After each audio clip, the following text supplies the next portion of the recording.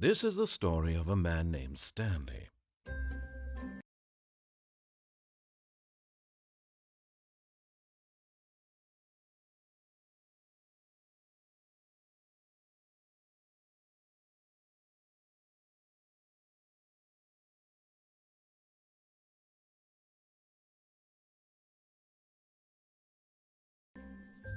Stanley worked for a company in a big building where he was employee number 427. Employee number 427's job was simple. He sat at his desk in room 427 and he pushed buttons on a keyboard. Orders came to him through a monitor on his desk, telling him what buttons to push, how long to push them, and in what order. This is what employee 427 did every day of every month of every year. And although others might have considered it soul-rending, Stanley relished every moment that the orders came in, as though he had been made exactly for this job. And Stanley was happy. And then one day, something very peculiar happened. Something that would forever change Stanley. Something he would never quite forget. He had been at his desk for nearly an hour when he realized that not one single order had arrived on the monitor for him to follow. No one had showed up to give him instructions, call a meeting, or even say hi. Never in all his years at the company had this happened, this complete isolation. Something was very clearly wrong. Shocked, frozen solid, Stanley found himself unable to move for the longest time. But as he came to his wits and regained his senses, he got up from his desk and stepped out of his office.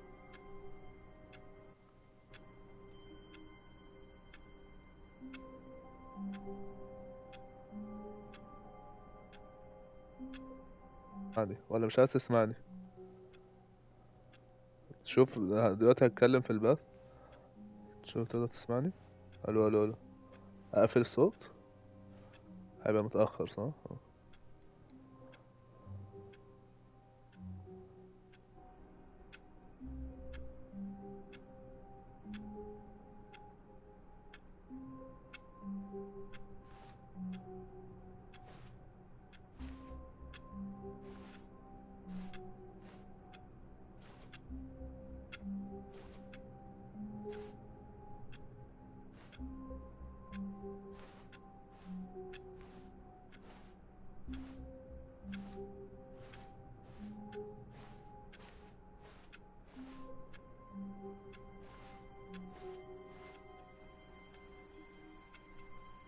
All of his co-workers were gone.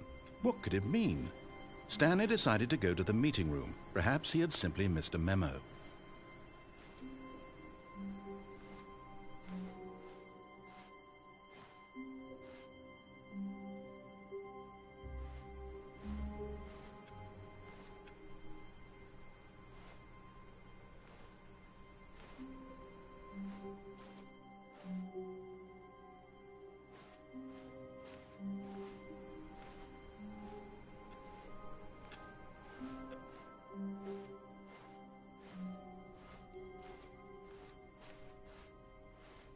When Stanley came to a set of 2 open doors, he entered the door on his left.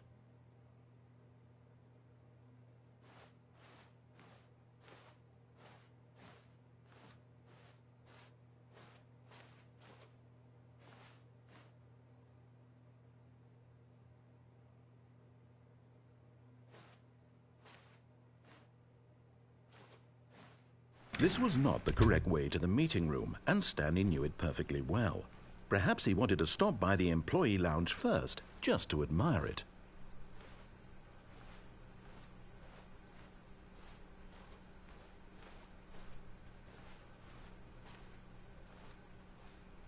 Ah, yes, truly a room worth admiring. It had really been worth the detour after all, just to spend a few moments here in this immaculate, beautifully constructed room. Stanley simply stood here, drinking it all in.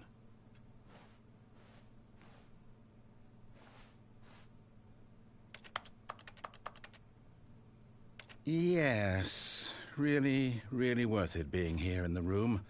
A room so utterly captivating that even though all your co-workers have mysteriously vanished, here you sit looking at these chairs and some paintings. Really worth it. But eager to get back to business, Stanley took the first open door on his left.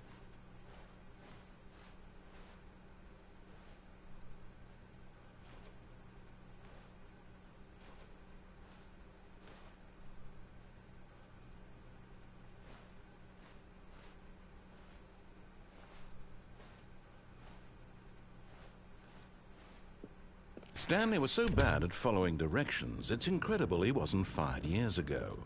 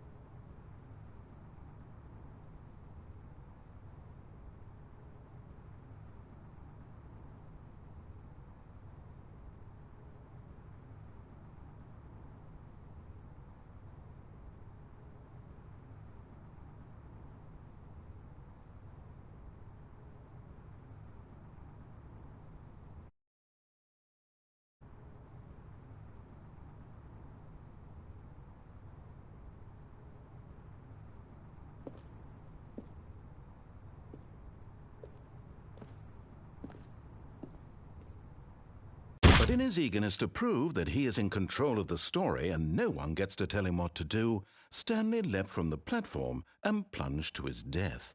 Good job, Stanley. Everyone thinks you are very powerful.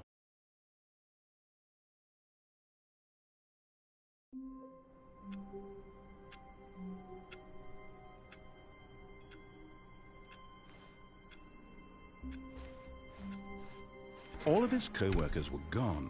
What could it mean? Stanley decided to go to the meeting room. Perhaps he had simply missed a memo.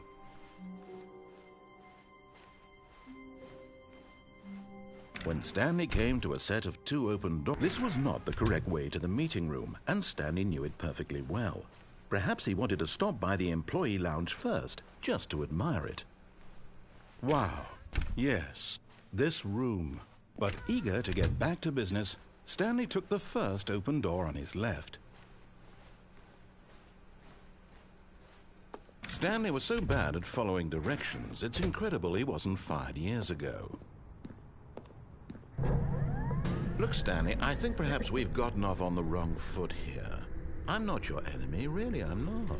I realize that investing your trust in someone else can be difficult, but the fact is that the story has been about nothing but you all this time. There's someone you've been neglecting, Stanley. Someone you've forgotten about.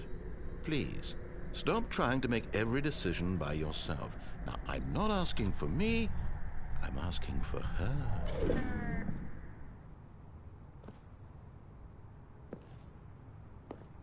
This is it, Stanley.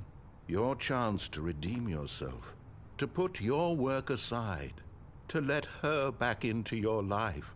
She's been waiting.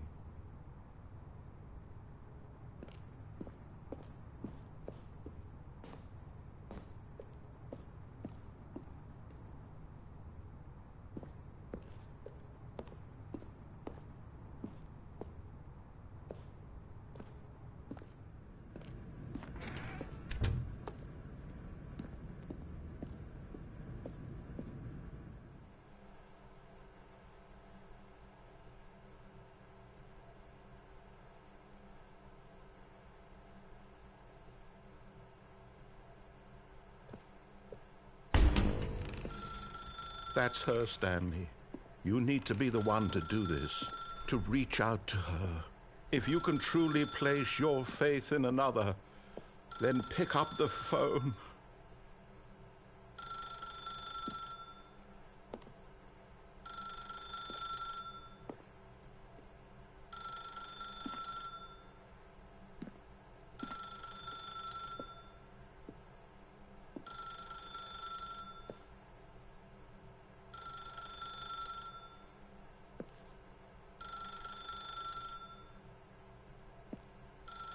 As Stanley picked up the phone, a white light engulfed him, filling him not just with radiance, but with hope.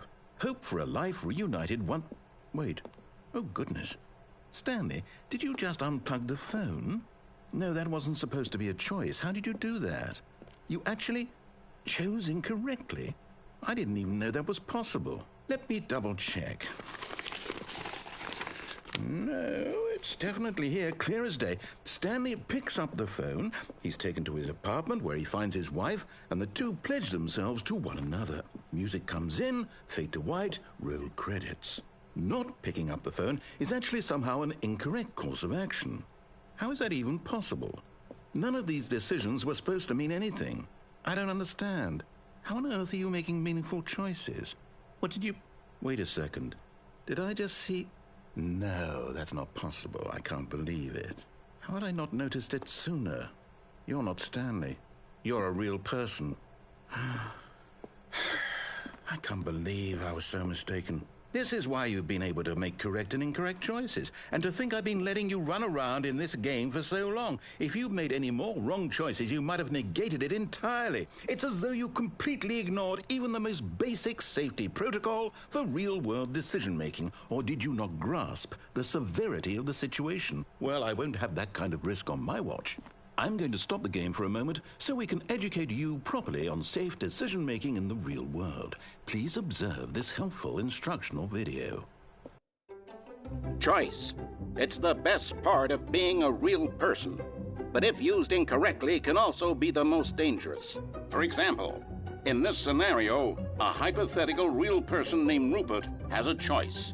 He could invent a machine that eliminates food shortages across the world to make life better for all people. Or he could spend years of hard work forgetting how to read.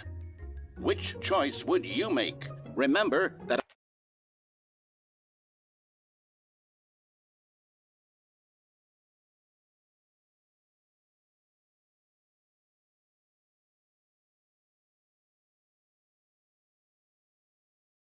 Unlike here, the real world makes sense, and at no time should you make a choice that does not conform to rational logic. If you find yourself speaking with a person who does not make sense, in all likelihood, that person is not real. Allow the person to finish their thought, then provide an excuse why you cannot continue talking. Turn to a partner and practice saying, "My goodness, is it 4:30? I'm supposed to be having a back, sack, and crack." Excellent. Making choices on a regular basis is the best part to a healthy decision-making process. Most medical professionals recommend making at least 8 choices per day. Do you make more than 8? Less? And finally, if you begin to wonder if your choices are actually meaningful and whether you'll ever make a significant contribution to the world, just remember that in the vast infiniteness of space, your thoughts and problems are materially insignificant, and the feeling should subside. At this time, your instructor will guide you in an exercise to test and reinforce the material covered in this video. Ah, welcome back. You may have noticed that this room has begun to deteriorate as a result of narrative contradiction. But not to worry. Now that you're properly informed on good decision-making, we're going to revisit a choice you made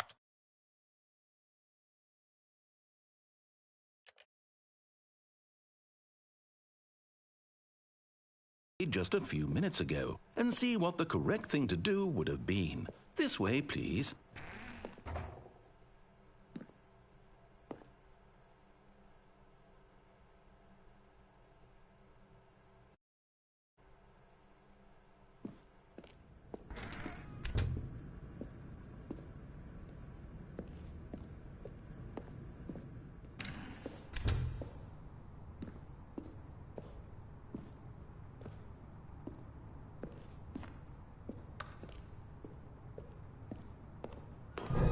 Now that we know your choices are meaningful, we can't have you jumping off the platform and dying.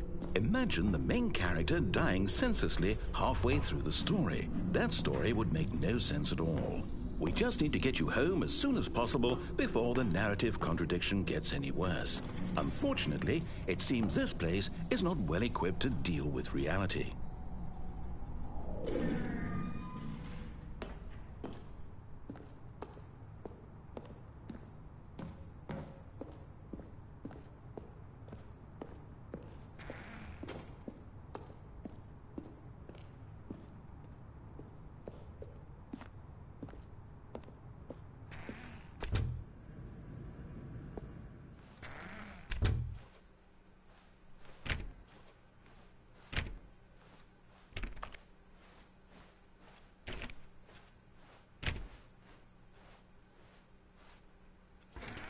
almost there. You'll take the door on the left, back to the correct ending. The story will have resolution once again, and you'll be home free in the real world.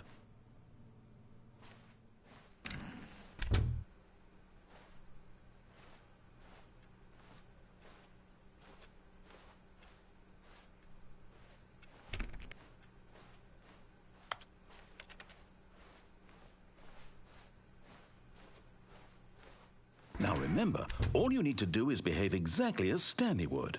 That means choosing responsibly and always putting the story first. I'm quite sure you'll be up to the task. Just follow my lead and you'll be fine. All right. When Stanley came to a set of 2 open doors, he entered the door on his left.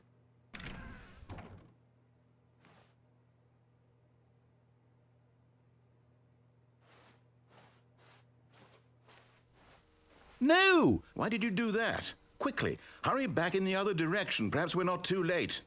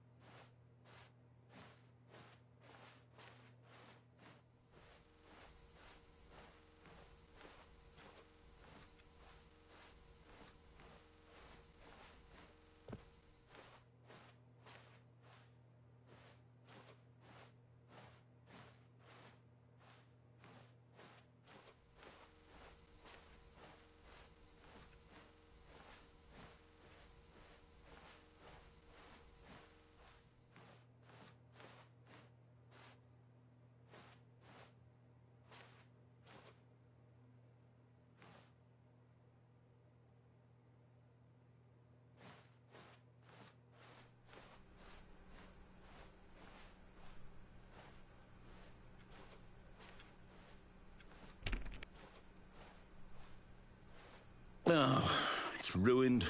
I can't believe, after everything we talked about, that my story, you've destroyed my work. Why? For what? What did you get out of that? What did you think was so special about seeing the game undone, left here like so much garbage? It's worthless now. And what am I supposed to do? Even if there were a way to continue, would it be worth it? To know that my story is now incorrect? How can I go back to that? I can't erase that knowledge. I'll have to live with it forever. Reliving its impossibility forever. I couldn't live that way. Is it better to shut the game down entirely? To willingly destroy all of my work? I don't know. What's the answer? What do I do? What do I do? What do I... No, I have to. I have to shut the game down. I have to. I have to.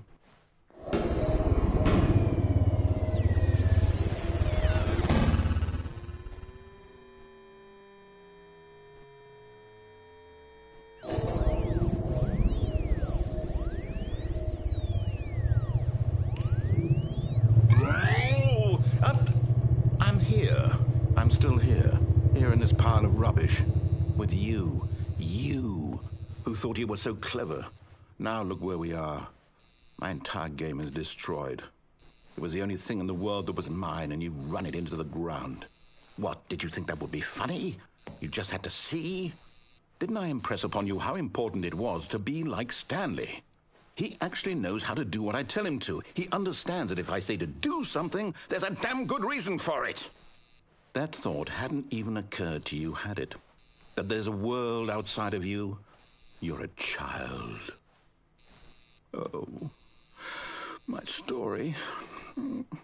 If you'd just gone through the door on the left, you would have seen it. There was a whole underground facility. You would have destroyed it and been victorious. It would have been so perfect. I worked so hard on it. I tried so hard to make... behave exactly as Stanley would. That means choosing responsibly and always putting the story first. I'm quite sure you'll be up to the task. Just follow my lead and you'll be fine. All right. When Stanley came to a set of 2 open doors, he entered the door on his left.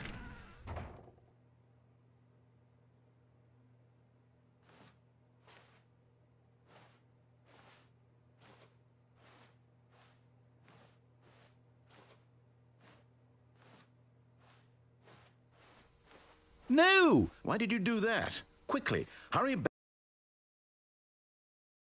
Behave exactly as Stanley would. That means choosing responsibly and always putting the story first. I'm quite sure you'll be up to the task. Just follow my lead and you'll be fine. All right. When Stanley came to a set of 2 open doors, he entered the door on his left.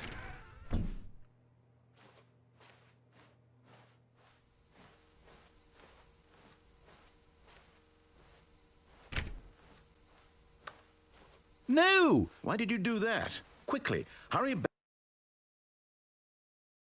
Behave exactly as Stanley would.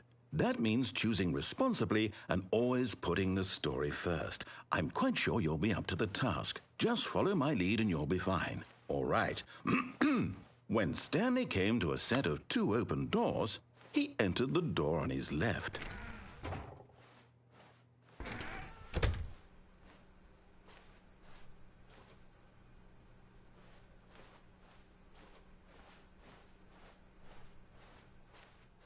Yet there was not a single person here either. Feeling a wave of disbelief, Stanley decided to go up to his boss's office, hoping he might find an answer there.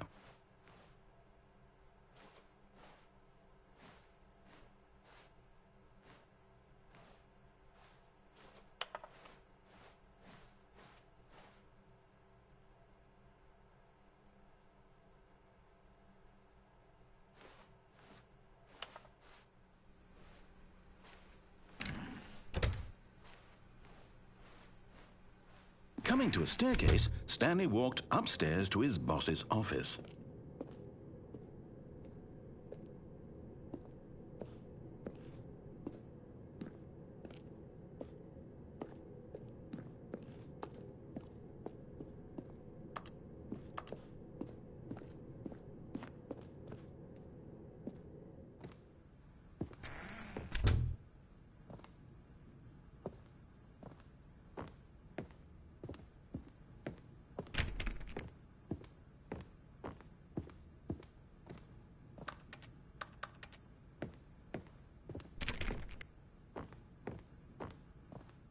Stepping inside his manager's office, Stanley was once again stunned to discover not an indication of any human life. Shocked, unraveled, Stanley wondered in disbelief who orchestrated this, until he saw the door with a voice receiver next to it. Surely behind this door lay all the answers to his questions. And beyond all probability, he knew the passcode. He had seen it on his boss's computer just last week. Night Shark 115. Was this the code to open the door? Would it still work? There was only one way to find out. Stanley had been trained never to speak up, but now he would draw from within himself the courage to face the unknown. He drew a sharp breath and then spoke the code.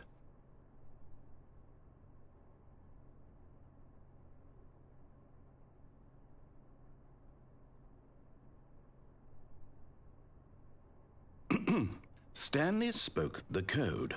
Night Shark 115. He spoke it into the receiver, right there on the wall.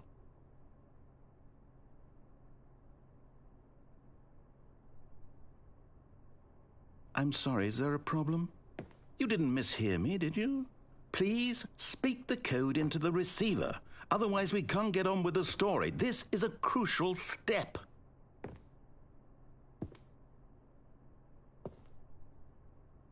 Okay, fine, you're not going to do it, but you know what? It's pretty humiliating to bring you this far, only for you to suddenly decide you have better things to do. I asked you for this one single thing, for your respect. The kind of respect Stanley shows for his choices. He knows what it means to take a story seriously. If you didn't want to see what I had to show you, then why did you come here? You had a choice, you know. You could have gone through the door on the right. You could have done whatever the hell you wanted over there. Why did you come this way? Speak. Say something to me. Explain yourself, you coward. You... When Stanley came to a set of 2 open doors, he entered the door on his left. Stanley? Hello? Are you... Is everything okay? Stanley, please. I need you to make a choice. I need you to walk through the door. Are you listening to me? Can you hear me? Is everything all right? Stanley, this is important. The story needs you. It needs you to make a decision. It cannot exist without you. Do you understand me? Whatever choice you make is just fine. They're both correct. You cannot be wrong here. We can work together. I'll accept whatever you do. I simply need you to take that step forward, please. Choose. Do something. Anything. This is more important than you can ever know. I need this. The story needs it. So, you hear me? Are you there? Are you listening to this? Stanley, are you there? Okay. It's okay, I can wait. You need time to decide. Time to make sure your choice is correct. That is the best choice. That's all right. I'll wait for you to decide what's the right thing to do. Take as much time as you need.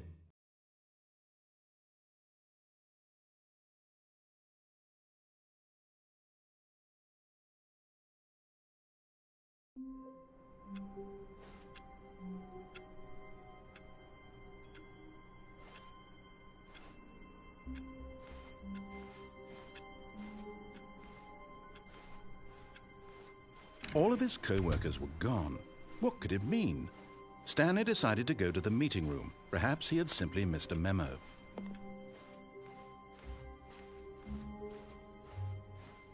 When Stanley came to a set of 2 open doors, he entered the door on his left.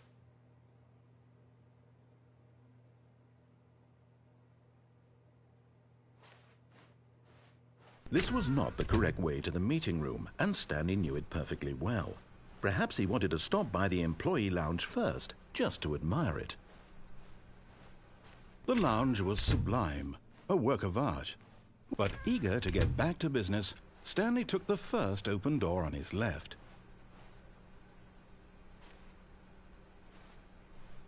And so he detoured through the maintenance section, walked straight ahead to the opposite door, and got back on track.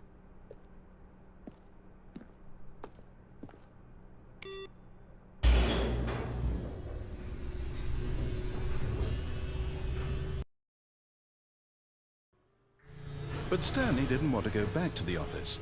He wanted to wander about and get even further off track. So now in order to get back, he needed to go, from here it's, left.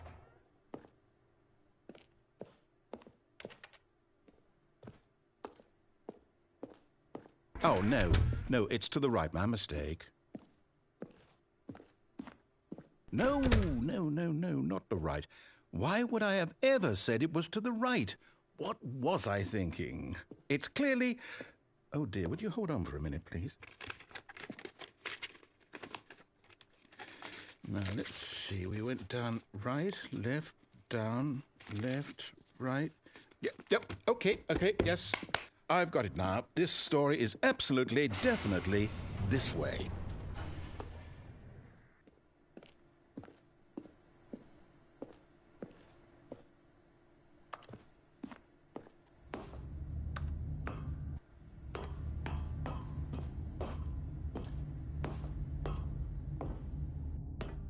No. This isn't right at all. You're not supposed to be here yet. This is all a spoiler. Quick, Stanley, close your eyes. Okay. We just have to get back to, oh, who am I kidding? It's all rubbish now. The whole story completely unusable. How about, rather than waste my time trying to salvage this nonsense, we'll just restart the game from the beginning. And this time, suppose we don't wander so far off track, Okay, from the top.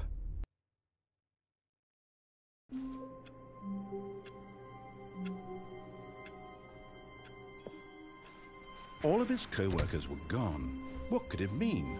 Stanley decided to go to the meeting room. Perhaps he had simply missed a memo.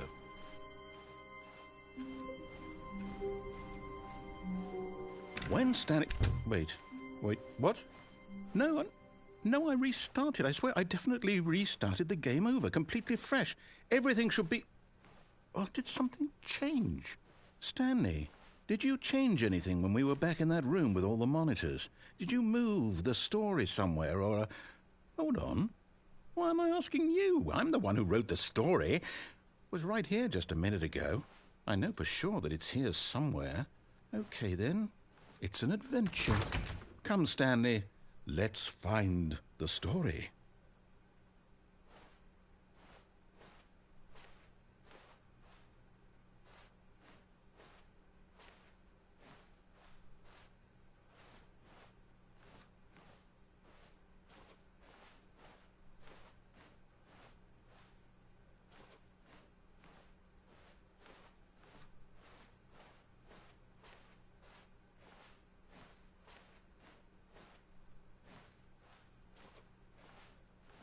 I'll say it. This is the worst adventure I've ever been on. I can promise you there definitely was a story here before. Do we need to restart the game again? Well, I find it unlikely that we'll ever progress by starting over and over again, but it's got to be better than this. Okay, let's give it a shot. Why not?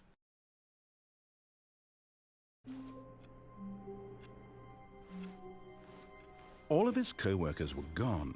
What could it mean? Stanley decided to go to the meeting room. Perhaps he had simply missed a memo.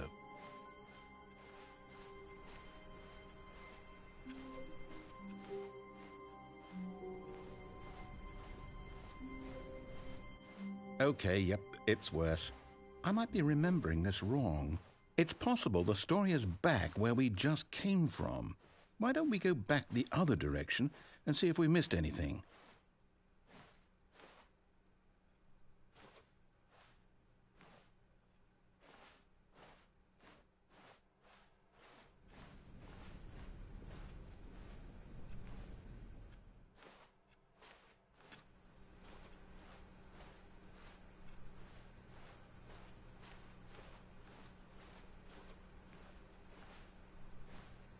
Aha! I knew we'd miss something.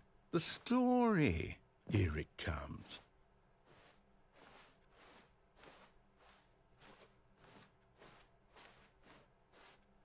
No, wait. Never mind. Not the story.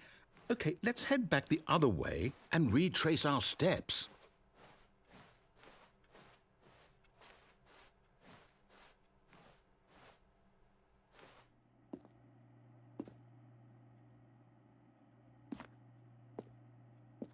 Now this... Well, I'll be honest, I don't recognize this place at all. Is this the story? I don't think so. I can't quite recall, but I believe my story took place in an office building. Is that correct? Do you remember, Stanley? Well, do you know what? Since I've completely forgotten what we were supposed to be doing, how about this? You win! Congratulations! I know you put in a lot of hard work, and it really paid off, so good job. Oh, no. No, I don't feel right about this at all. We both know you didn't put in any actual work for that win. Some people win fair and square, and this was not one of those situations. Okay, I'm getting weirded out by whatever this place is. I don't care what might happen this time. I have to restart.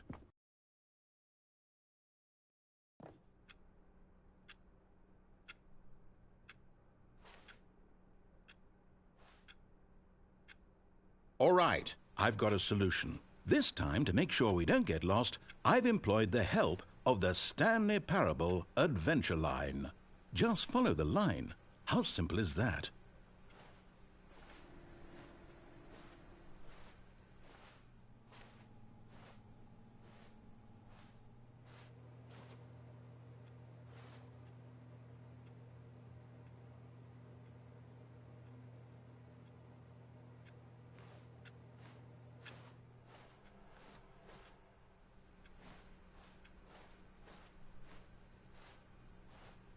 No, I'm down. We're leaving it up to the line from now on.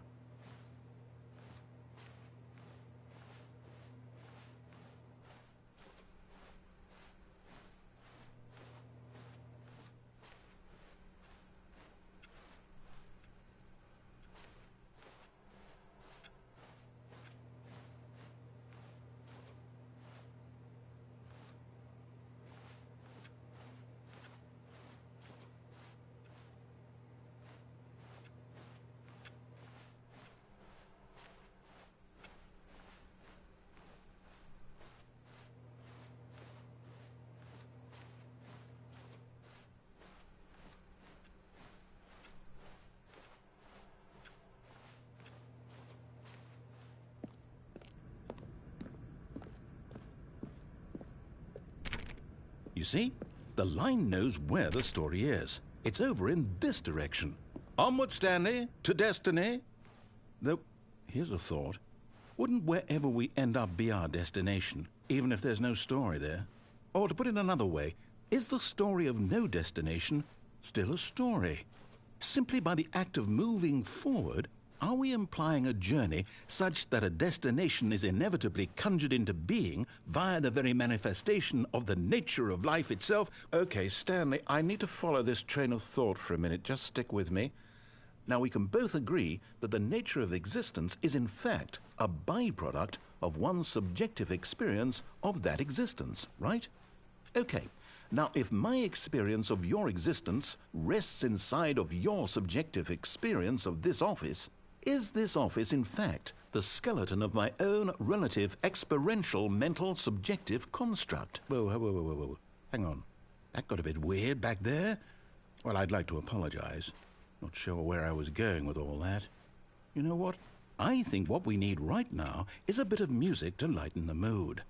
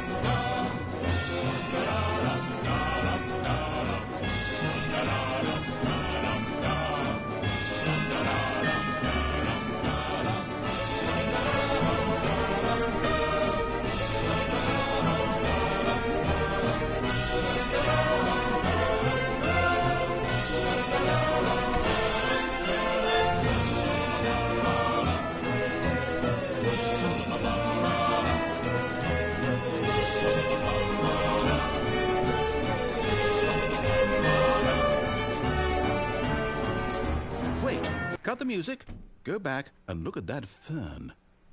Stanley, this fern will be very important later in the story. Make sure you study it closely and remember it carefully. You won't want to miss anything.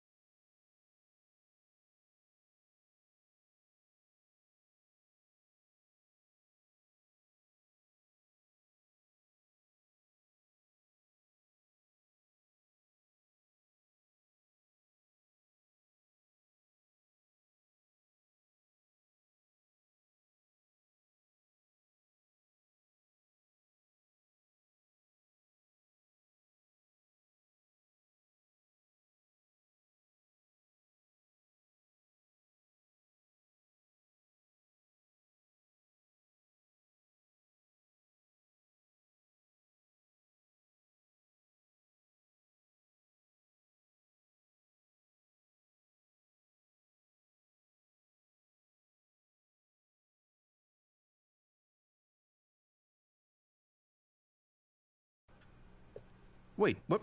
We're back at the office? No, No, no. Line, you do know we're looking for the Stanley Parable, right? The story? Is any of this ringing a bell?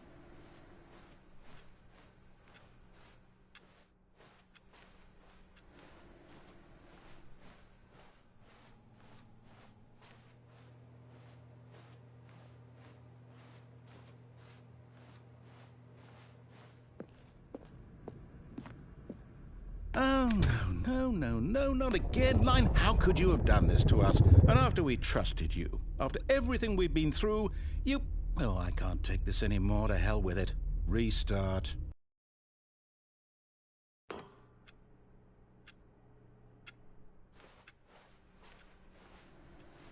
You know what, Stanley? I say forget the adventure line. What's it ever done for us? We're intelligent people, right?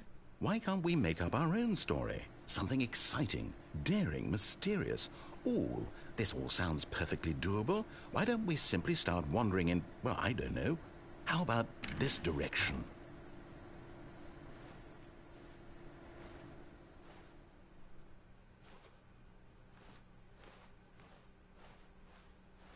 Now, yes, this is exciting. Just me and Stanley forging a new path, a new story. Well, it could be anything.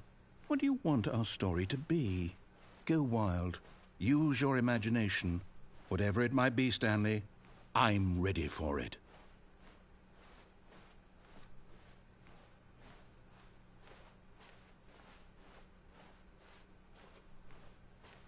Oh, no, not you again. Stanley, I'd also like to veto the line from having any role in our awesome new story. No lines or monitor rooms. Just don't acknowledge it, and we should be fine.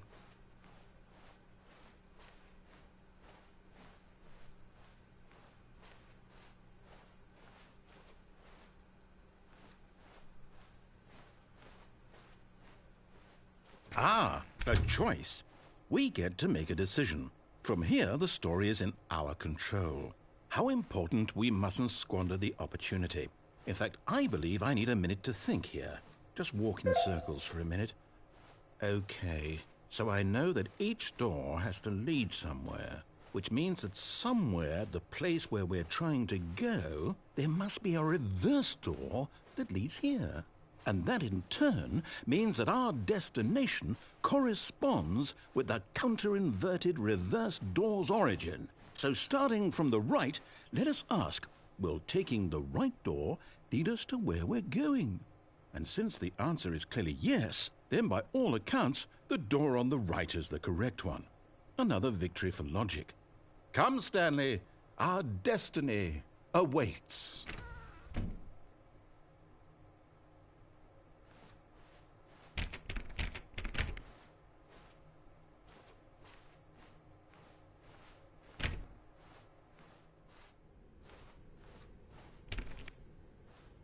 Hold up, what's this? The confusion ending. You're telling me that's what this is? It's all one giant ending? And we're supposed to restart the game, what, eight times? That's really how all this goes?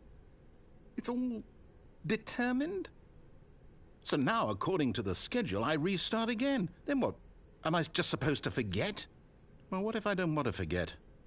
My mind goes blank simply because it's written here on this thing, wall. Well, who consulted me? Why don't I get to decide? Why don't I get a say in all of this? Is it really... No, it can't be. I don't want it to be. I don't want the game to keep restarting. I don't want to forget what's going on. I don't want to be trapped like this. I won't restart the game. I won't do it. I won't do it. I won't do it. And the timer stopped? Does that mean, did we do it? Did we break the cycle? The, whatever it is that made this schedule? How would we even know? Will someone come for us? Will something happen? So, okay. I guess now we just wait, you know. I suppose in some way that this is a kind of story, wouldn't you agree? I'm not quite sure if we're in the destination or the journey, though they're always saying that life is about the journey and not the destination, so I hope that's where we are right now. We'll find out, won't we? Eventually. Well, in the meantime, if you...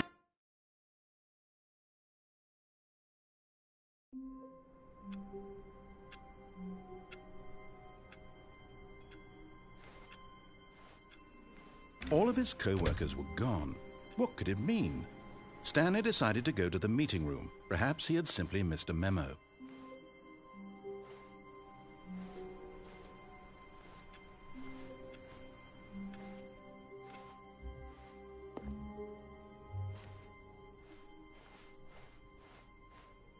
When Stanley came to a set of 2 open doors, he entered the door on his left. This was not the correct way to the meeting room, and Stanley knew it perfectly well. Perhaps he wanted to stop by the employee lounge first, just to admire it. Standing now in this incredible room, Stanley for the first, but eager to get back to business, Stanley took the first open door on his left. And so he detoured through the maintenance section, walked straight ahead to the opposite door, and got back on track.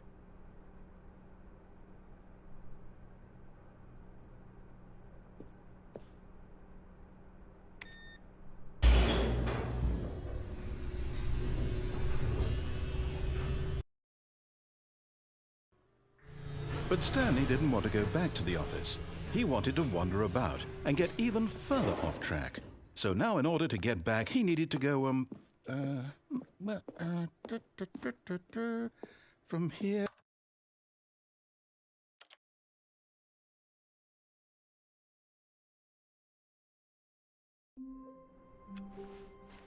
Stanley knew the office layout like the back of his hand. It was only a matter of time before he found the others, wherever they were. Just a matter of time. When Stanley came to a set of 2 open doors, he entered the door on his left.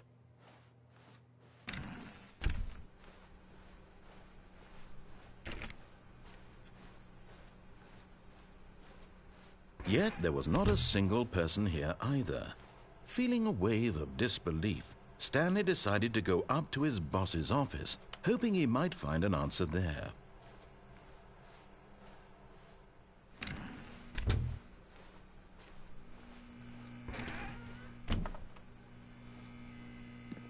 Stanley stepped into the broom closet, but there was nothing here, so he turned around and got back on track.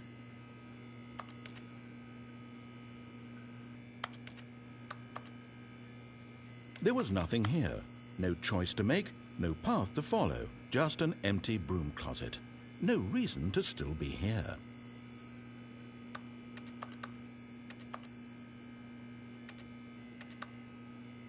It was baffling that Stanley was still just sitting in the broom closet. He wasn't even doing anything. At least if there was something to interact with, he'd be justified in some way. As it is, he's literally just standing there doing sweet FA.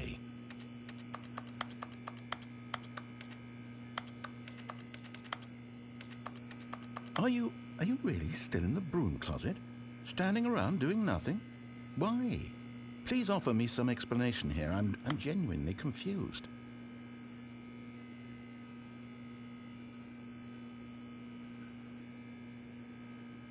You do realize there's no choice or anything in here, right?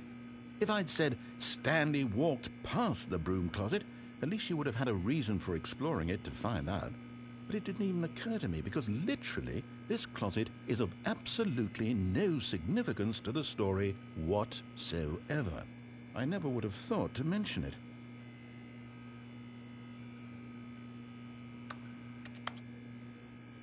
Maybe to you this is somehow its own branching path.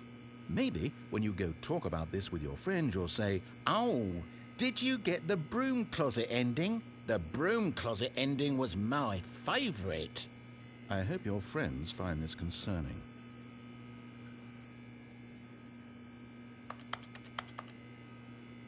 Stanley was fat and ugly and really stupid.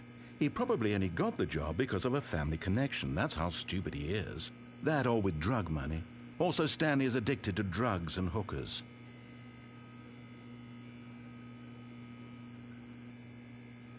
Well, I've come to a very definite conclusion about what's going on right now. you're dead. You got to this broom closet, explored it a bit, and were just about to leave because there's nothing here, when a physical malady of some sort shut down your central nervous system and you collapsed in front of your screen. Well, in a situation like this, the responsible thing is to alert someone nearby so as to ensure that your body is taken care of before it begins to decompose. Hello? Anyone who happens to be nearby? The person at this computer is dead. They have fallen prey to any number of your countless human physiological vulnerabilities.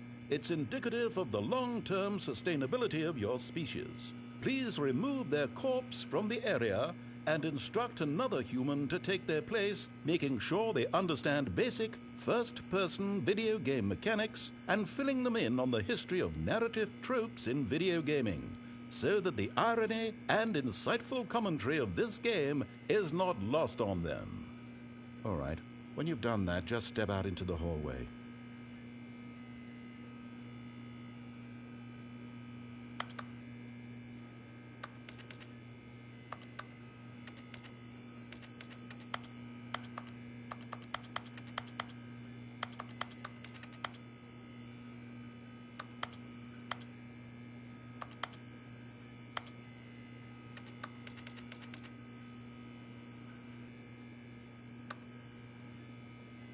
Ah, second player. It's good to have you on board.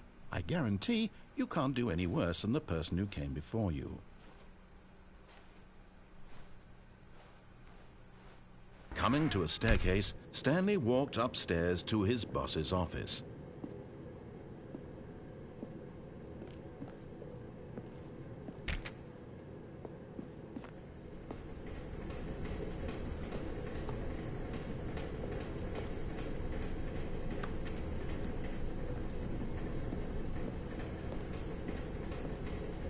But Stanley just couldn't do it. He considered the possibility of facing his boss. Admitting he had left his post during work hours, he might be fired for that. And in such a competitive economy, why had he taken that risk? All because he believed everyone had vanished? His boss would think he was crazy. And then something occurred to Stanley. Maybe, he thought to himself, maybe I am crazy. All of my co-workers blinking mysteriously out of existence in a single moment for no reason at all? None of it made any logical sense. And as Stanley pondered this, he began to make other strange observations. For example, why couldn't he see his feet when he looked down? Why did doors close automatically behind him wherever he went? And for that matter, these rooms were starting to look pretty familiar. Were they simply repeating? No, Stanley said to himself, this is all too strange. This can't be real. And at last, he came to the conclusion that had been on the tip of his tongue. He just hadn't found the words for it.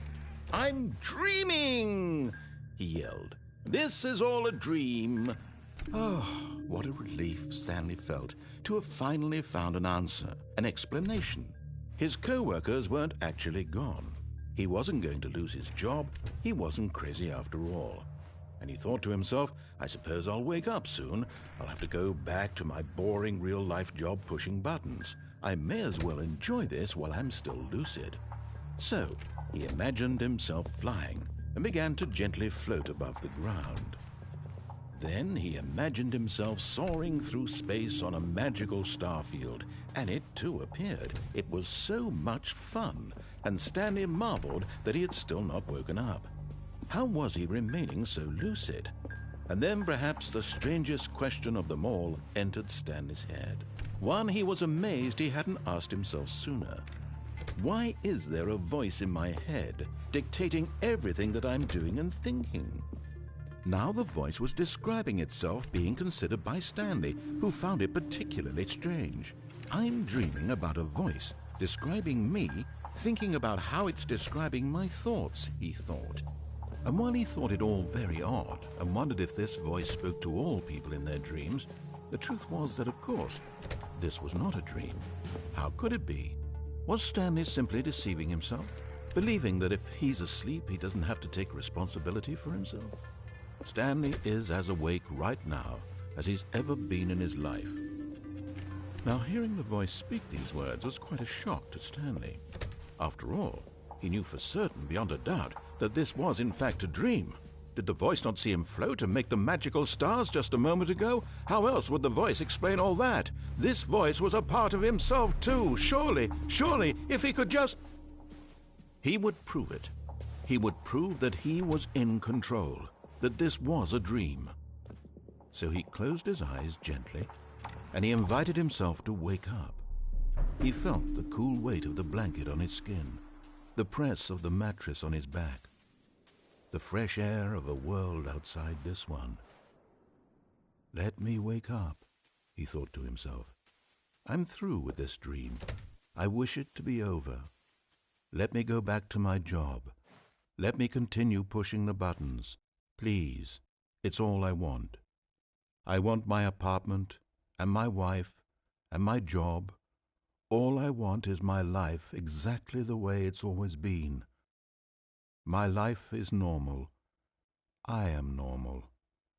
Everything will be fine. I am okay.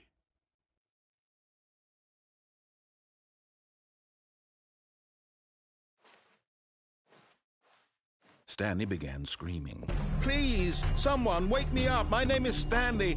I have a boss. I have an office. I am real. Please, just someone tell me I am real. I must be real. I must be. Can anyone hear my voice? Who am I? Who am I? And everything went black.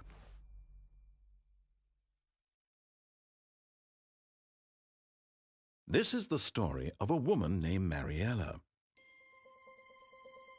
Mariella woke up on a day like any other. She arose, got dressed, gathered her belongings, and walked to her place of work. But on this particular day, her walk was interrupted by the body of a man who had stumbled through town talking and screaming to himself, and then collapsed dead on the sidewalk. And although she would soon turn to go call for an ambulance, for just a few brief moments she considered the strange man. He was obviously crazy. This much she knew. Everyone knows what crazy people look like. And in that moment, she thought to herself how lucky she was to be normal. I am sane. I am in control of my mind. I know what is real and what isn't. It was comforting to think this, and in a certain way, seeing this man made her feel better. But then she remembered the meeting she had scheduled for that day, the very important people whose impressions of her would affect her career, and by extension, the rest of her life. She had no time for this, so it was only a moment that she stood there, staring down at the body. And then she turned and ran.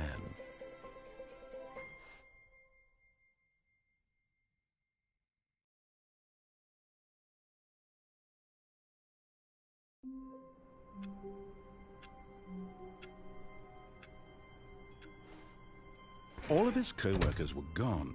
What could it mean? Stanley decided to go to the meeting room. Perhaps he had simply missed a memo.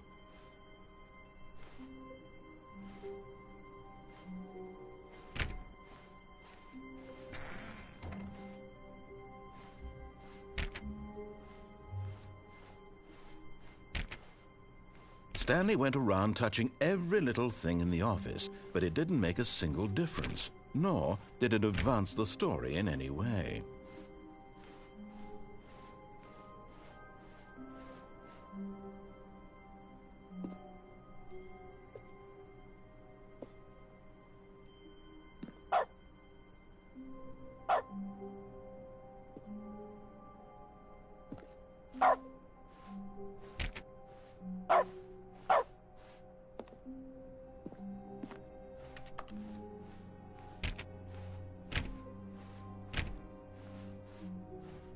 When Stanley came to a set of 2 open doors, he entered the door on his left.